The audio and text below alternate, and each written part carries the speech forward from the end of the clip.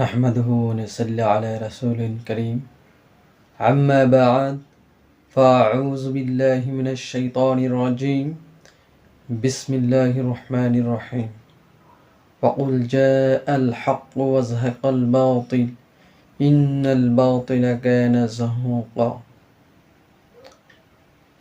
তো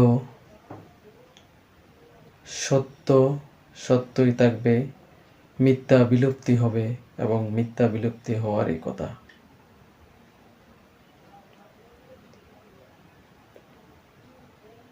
শহীদ উসমান হাদিকে যারা শহীদ করেছে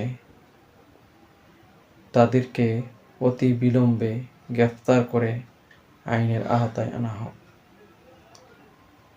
তার কণ্ঠে যে প্রতিবাদী স্লোগান ছিল, সে যদি বেঁচে থাকতো ইনশাল্লাহ ঢাকা ৮ আসনে এমপি হতো।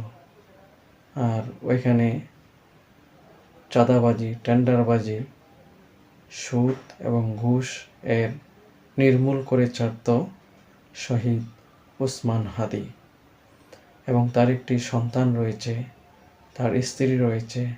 আল্লাহ তাআলা তার সন্তান এবং স্ত্রীকে রক্ষা করুক এবং তার পরিবারকে আল্লাহ তাআলা বুঝ দান করুক এবং তাদের অন্তরকে শীতল করে দাও।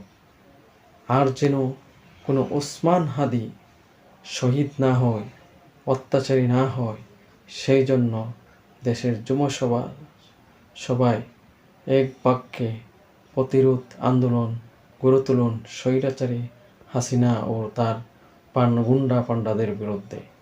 এই প্রত্যাশায় আমি আমার সংক্ষিপ্ত বক্তব্য শেষ করলাম।